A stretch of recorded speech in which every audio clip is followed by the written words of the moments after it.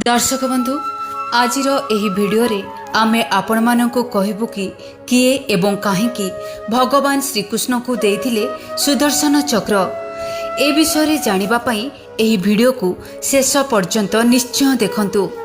आपण माने मध्य जानि परिबे कि भगवान श्रीकृष्ण को किए एवं काहेकि सुदर्शन चक्र देइथिले। प्रकृत रे दर्शक बंधु सुदर्शन चक्र भगवान विष्णुकर एक अमोघ अस्त्र अटे। सुदर्शन चक्र अस्त्र रूप में प्रयोग करा जाउतबा एमिति एक चक्र अटे जहाकू चलैबा परे ताहा निजर लक्ष्य रे पहुँची पुणी फेरी आसी थाए। बहुत लोकंकु एहार रहस्य विषय रे जणा नथिबो कि भगवान विष्णु को एही सुदर्शन चक्र किए देइथिले।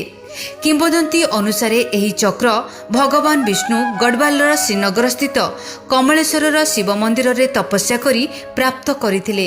एही चक्र को भगवान विष्णु को हरिंक शिवलिंगरु मिलिथिला, माने भगवान शिवंक ठारू मिलिथिला। पुराण रे उल्लेख करा जायछि कि एही चक्र देवता मानकर रक्षा एवं राक्षस मानकर संहार रे अतुलनीय भूमिका ग्रहण करिथिला।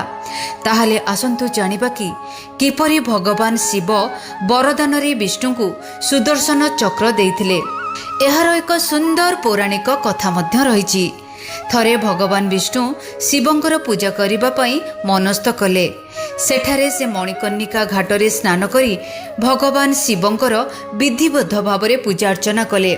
से हजारे नामरे शिवंकर स्तुति करिबाकू लागिले एवं प्रत्येक गोटिए नाम उपरे गोटिए पद्मफूल से भगवान शिवंकू अर्पण करिले। सेतेबेले भगवान शंकर विष्णुଙ୍କର परीक्षा नेबा पई चाहिले। तांको द्वारा अणा जाइतिबा 1000 पद्मफूल मध्यरु गोटिए पद्मफूल लुचाई देले। से शिवंकर माया जोगु विष्णु यह जानि पारिले नाही। गोटिए फूल कम हेतिबार देखि भगवान विष्णु ताकु खोजिबाकू लागिले, किंतु फूल मिलिला नाही। सेतेबेले से भाबिले मोर आखि ही पद्मफूल भली अटे, सेथिपाई तो मते कमल नयन बा पद्मलोचन बोली कहा जाए।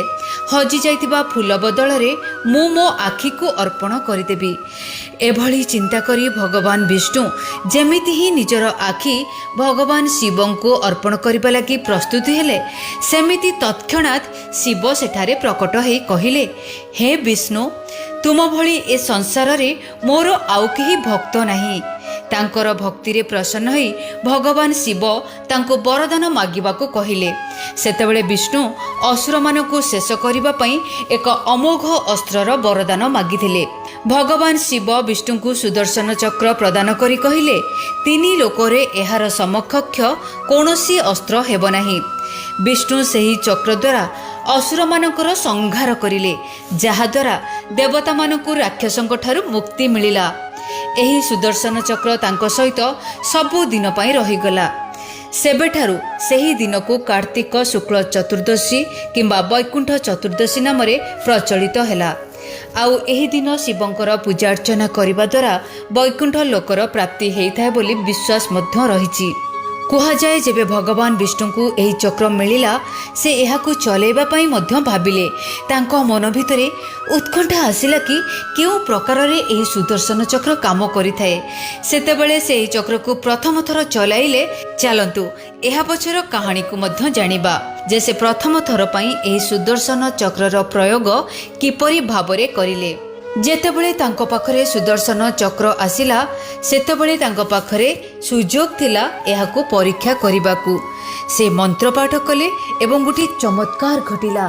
तांकर तर्जनी आंगुली रे बहुत कंपन सृष्टि हैला। सेही प्रलयकारी चक्र एवं विष्णु सुदर्शनर प्रथम प्रशिक्षण करिदेले, माने प्रथम थर पई ताहार व्यवहार कले। आखि पिछुला के ही से श्रृंगालर मुंड को अलगा करी तांकर आंगुली को पुणी फेरी आसिला। दुई पक्षर सेना यह देखिकी चकित हेई रहीगले एवं चारिआडे भय आतंक खेलीगला। भगवान श्रीकृष्ण मध्य सेही समय श्रृंगालर खास असुर मानक सहित युद्ध लड़ुतिले। श्रीकृष्ण मध्य बुझी पारिले नाही कि एते शीघ्र किपरि भाबरे यह संभव हैला। से चकित ही रहीगले। आउ सबुठारु आश्चर्यर कथा यह हैला कि चक्रे गोटे बिंदु मध्य रक्त लगी नथिला, माने यह केवल श्रृंगाल को ही मारी नथिला, बरं ଏତେ ନିଖୁଣ ଭାବରେ ମାରିଥିଲା କି ସୁଦର୍ଶନ ଚକ୍ର ମଧ୍ୟ ଏହାର ଦାଗ ପଡ଼ିଲା ନାହିଁ। ଏଭଳି ଭାବରେ ଭଗବାନ ଶ୍ରୀକୃଷ୍ଣ ବହୁତ ଅସୁରମାନଙ୍କର ବଧ ମଧ୍ୟ କରିଥିଲେ। ତେବେ ଦର୍ଶକ ବନ୍ଧୁ, ଏବେ ଆପଣମାନେ ନିଶ୍ଚିତ ଭାବରେ ଜାଣିପାରିଥିବେ କି ଭଗବାନ ବିଷ୍ଣୁଙ୍କୁ ଏହି ସୁଦର୍ଶନ ଚକ୍ର କିଏ ଦେଇଥିଲା। ଆମର ଏହି ଭିଡ଼ିଓଟି ଯଦି ଆପଣମାନଙ୍କୁ ଭଲ ଲାଗିଛି ତାହେଲେ ନିଶ୍ଚୟ ଆମକୁ କମେଣ୍ଟ ବକ୍ସରେ ନିଜର କମେଣ୍ଟ ଲେଖି ଜଣାନ୍ତୁ। ଧନ୍ୟବାଦ।